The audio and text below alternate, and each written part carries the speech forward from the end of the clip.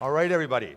I was talking to Dr. Morgan, who's going to be our next speaker backstage, and we were discussing, well, how should I introduce you? Because he goes by many different monikers. He's kind of a Renaissance man. He's done a lot of different things in his life. He started out with a philosophy degree and then became a molecular biologist. Okay, so I don't know how those things work out that way, but life does take us in strange paths. So I asked him how he'd like to be introduced today, and he told me that just introduce me as the Grand Poobah. So ladies and gentlemen, I'd like to bring up to the stage today the Grand Poobah, Dr. David Morgan. Thank you, sir.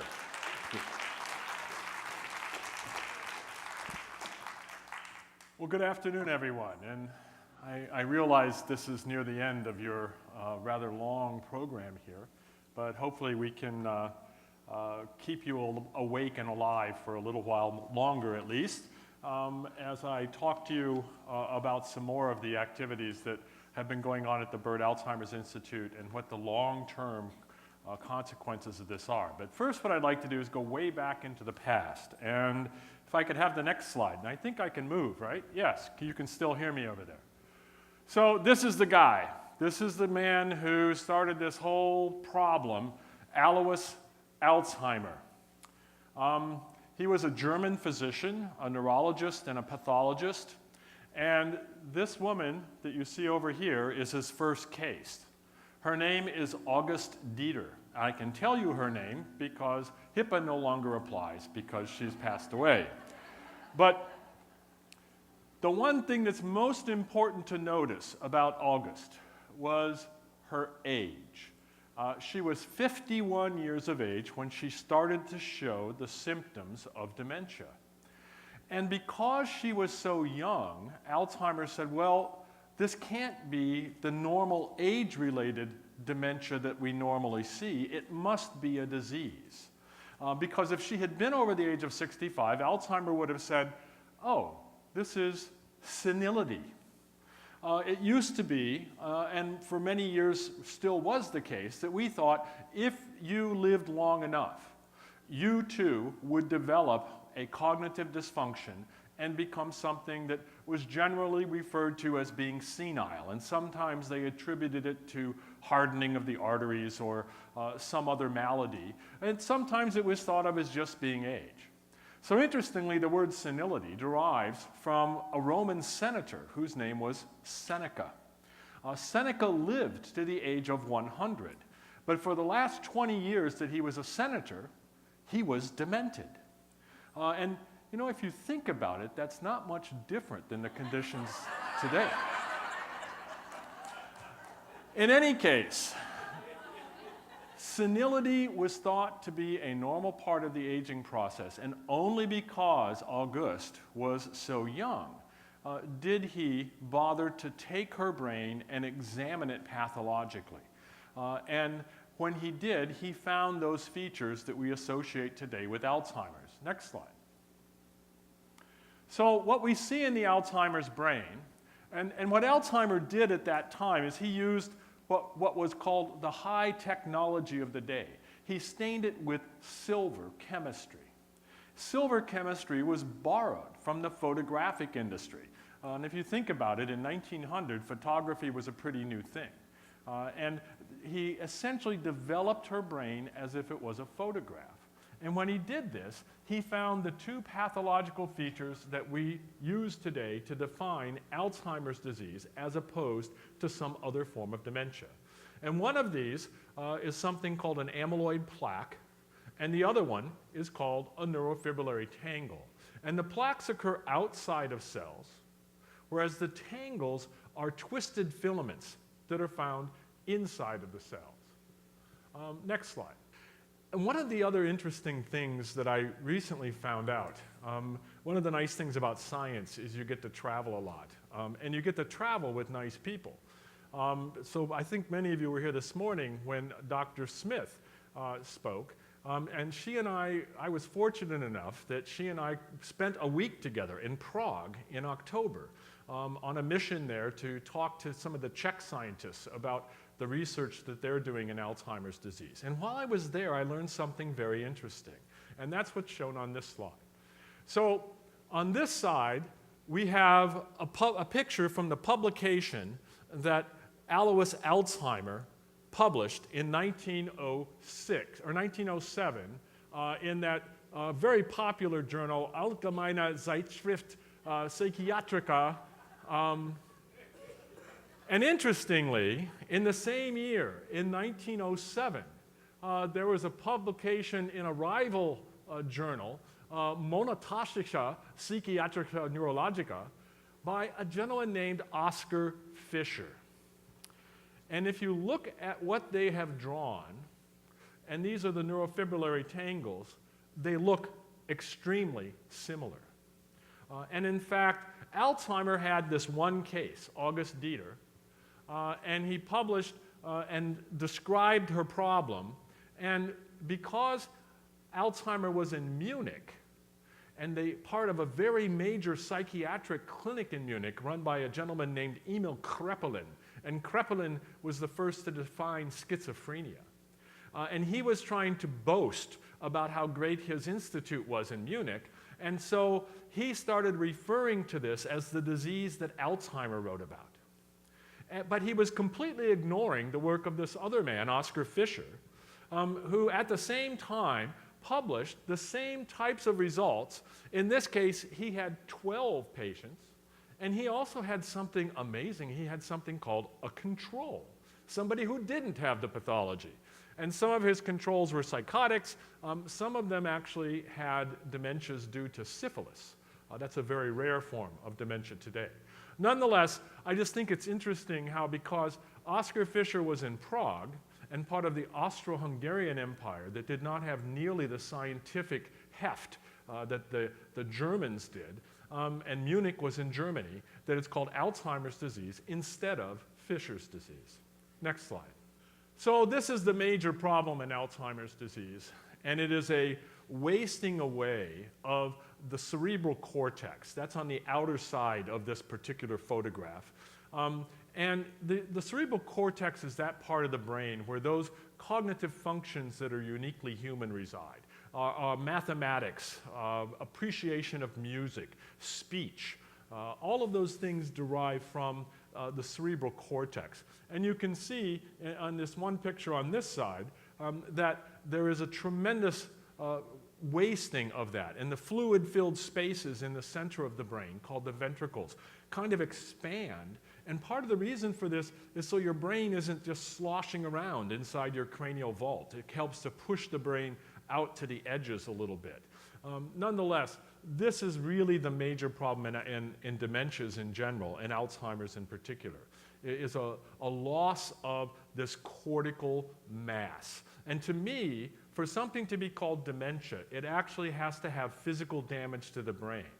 You can have cognitive dysfunction with aging that is secondary to other changes that aren't necessarily due to wasting away of brain tissue. For example, changes in the endocrine system can have effects. Reactions to medications, which I suspect you've heard about from some of the physicians today, can also have effects that mimic those of Alzheimer's disease. Nonetheless, I think it's this physical damage to the brain that really makes it very challenging to us to try and cure or completely reverse the symptoms of Alzheimer's, because we're going to have to somehow add back more brain. And how to do that is just something we don't have a good clue for yet. Next slide. So now I'm going to take you through a little bit of history, and unfortunately I'm actually old enough to have gone through all this history. But there have been a series of hypotheses that we've developed about Alzheimer's disease, and it's the hypotheses that lead us to the development of the treatments for the disease. And the first hypothesis came about in the 1980s. Interestingly, in the 1980s was also a time when we first noticed that a lot of the people who were dying with senility or dementia when they're old had Alzheimer-type changes in their brain. And we went through a series of stages where at first we called it senile dementia of the Alzheimer type, because up until this time, to say someone had Alzheimer's disease, the disease needed to start before the age of 65.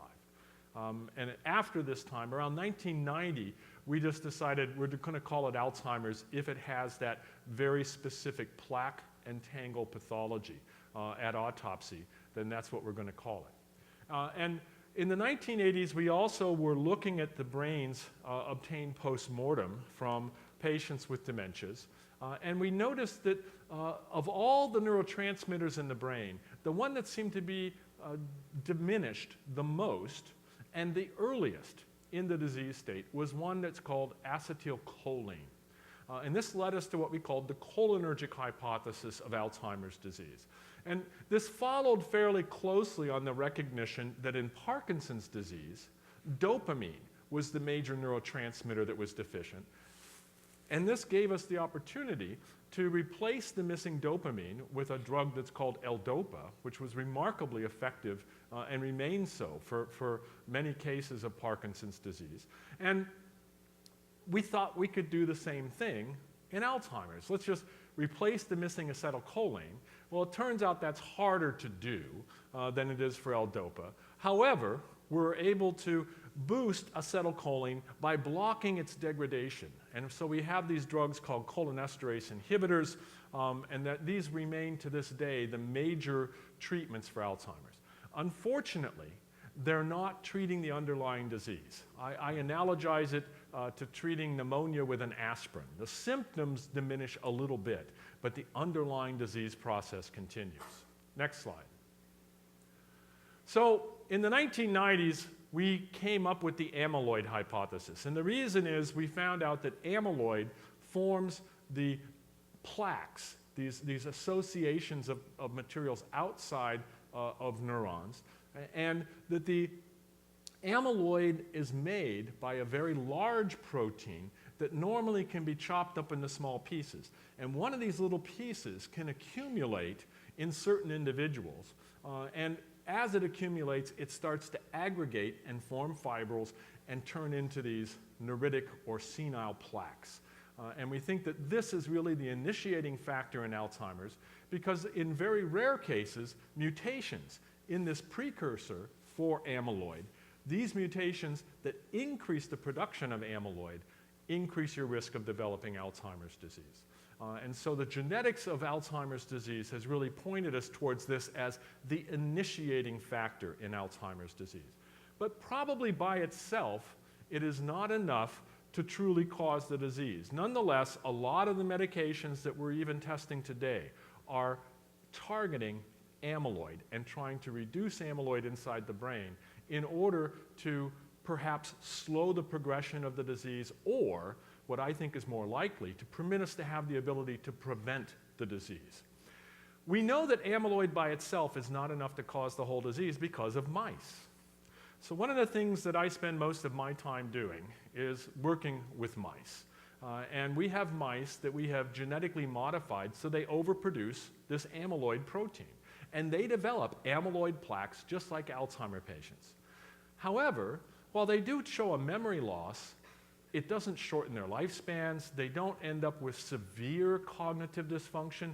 They just kind of can't remember where their car is in the parking lot. And so this isn't the most severe form of the disease. Next slide. We also now have mice that overexpress this other protein that forms the neurofibrillary tangles, and this is called tau.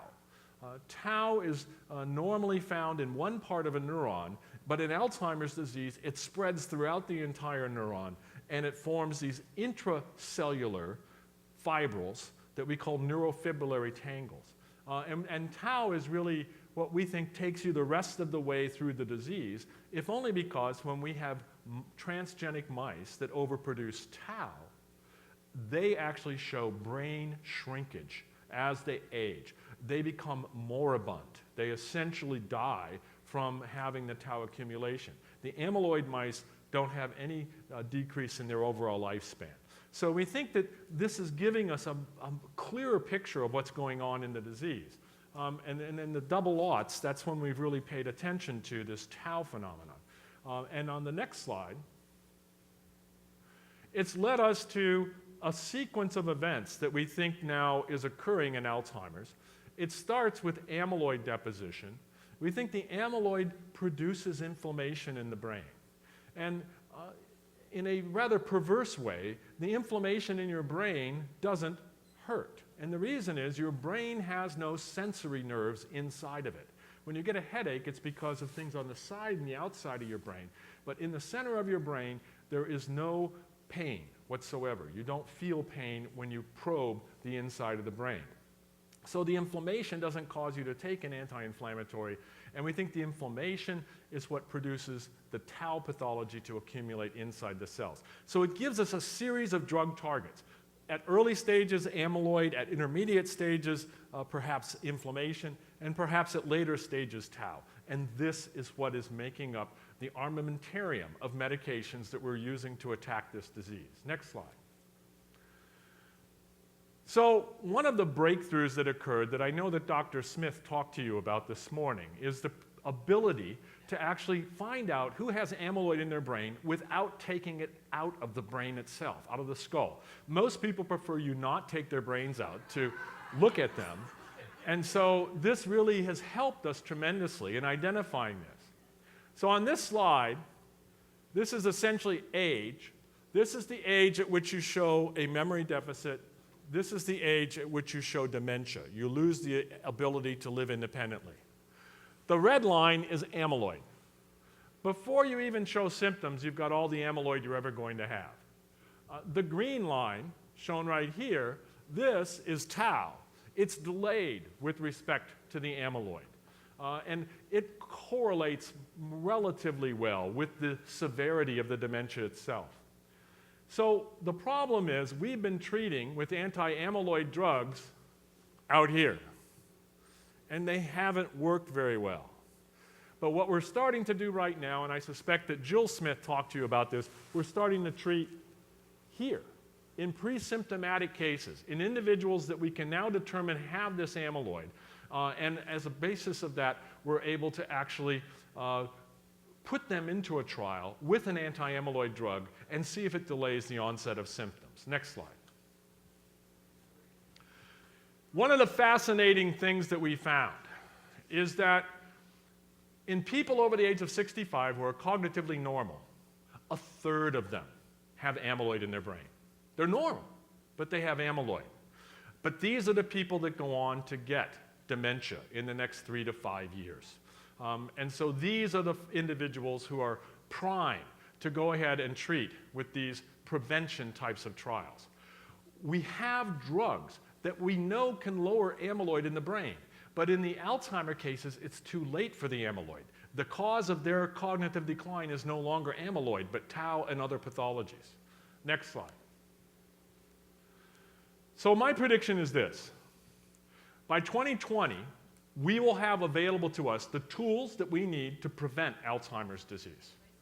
That we will have treatments, and that if you have a risk or you have a concern, you can go and find out if you have amyloid at the age of 60 or 65.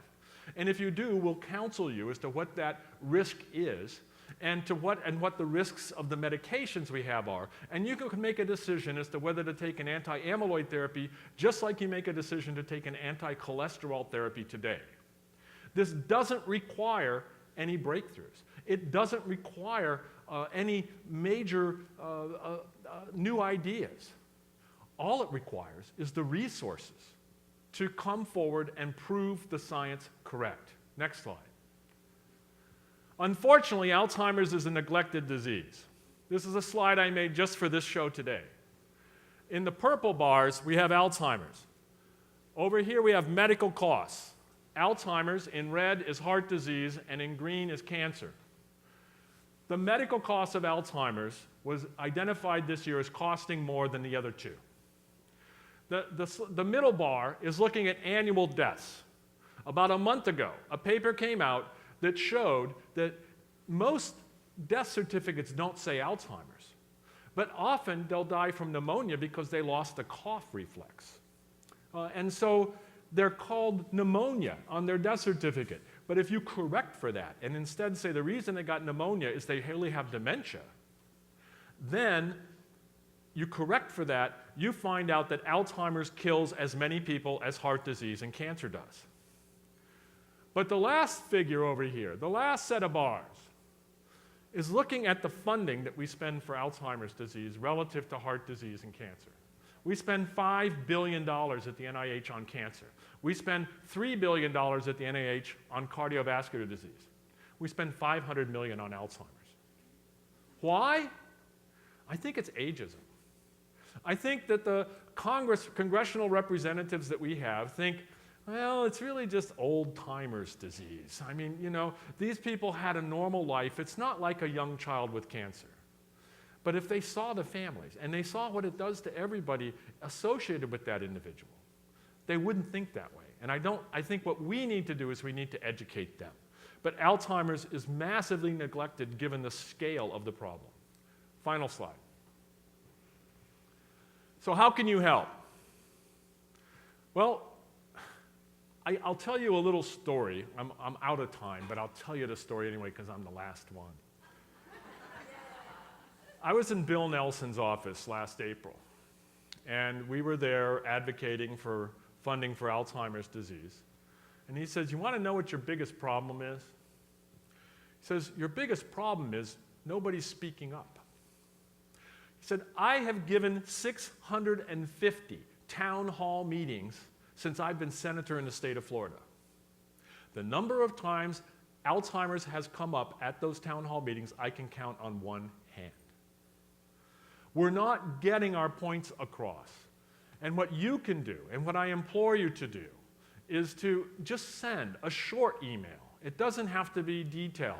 To our legislators in Florida. We're struggling right now to get funding for the Byrd Institute for next year. We went 5 years with zero funding. They're spending $60 million on the state level for cancer. They want to start spending $3 million for Alzheimer's disease. It's not enough, but we need to tell them how important it is that they do this. And the same is true at the federal level. Miraculously, we got a budget. And you know what happened in that budget? We actually got a slight increase in Alzheimer's funding. We got $100 million more for Alzheimer's disease. And no other disease got that kind of a jump.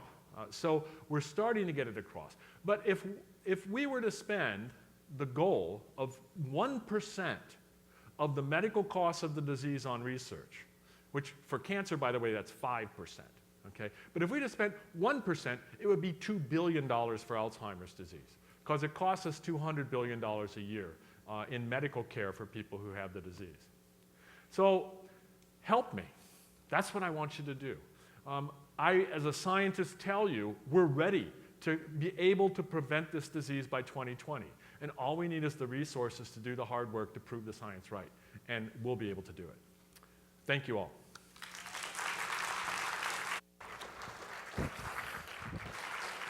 Dr. Morgan, thank you so much. Great way to end the day. Fabulous. Thank you so much. Everyone? I think we did a great job today. I want to thank all of you for coming. Without you, this would not nearly have been as much fun. And I want to especially thank my staff who took the day off to be with you guys today and make all of this happen as well. One of my leaders, Cindy Gordon, here, has been very, very instrumental in helping us out. I want to recognize her. Dale Davis as well, her partner in crime as well. That's been very, very helpful. So I just want to make sure that without them, and without all of the people, including the great people here at the Largo Cultural Center and their staff and all of their efforts and our great AV team, this could never have happened, and it all has come together. So thank you, my dear. Thank you so much. Thank you. So I also want to thank our co-sponsor with this, which is Arden Courts. Without their input and their assistance, we could never have done this either as well, and they've been a great partner in putting this together. So a big thank you to Arden Courts. There is something I wanted to mention. We are here, obviously, about the issue of Alzheimer's and these related dementias. The USF Health does such a great job, the Byrd Institute. They are so instrumental in advancing this, the knowledge base on this situation. I would please encourage you to see their table when you go outside. Also, if you do need to do an evaluation to see where you are in this process or are curious as to where you may be, if it's a situation or not, please take them up on their evaluation screening. They do probably the best job in the state of Florida, if not the nation. So I'd encourage you to look into that as well. Lastly, we would love to have feedback from you guys. We don't have a system in place to do that because of all the things that we were trying to do to bring this together for today. But if you would, please, in your guides and your brochures today that you have, there's a website. It's flmedicaid.com. FLAmedicaid.com works as well. flmedicaid.com is our website for our office. We'll be putting up a banner and a link not only to the videos that we'll be producing for this, so you can share this with people, because obviously today we've had an opportunity to reach a few of you. And I know that many of you have come up to me and said, gee, this is an amazing thing. I've actually had people in tears thank me for what we were able to produce today. So I want to take that and move it beyond our little sphere here and move it back and move it out to our community, into our state and our nation. So it need to start with you guys to do that. So please take a look at our website at flmedicaid.com, starting in about a couple of days when we get the link up on there. Take your brochure, your pamphlet home today. There's the link in there. And click on that. Take a look at those videos. Share them with your friends. Put them on your Facebook page. Email them to your kids. And let's tell two people and have those tell two people, and we can take the message that we had today and share it with a lot more and help a lot more people. So thank you very, very much. And I have one last thing to say. I think it was flippin' awesome. Okay? Thank you guys. Have a great day.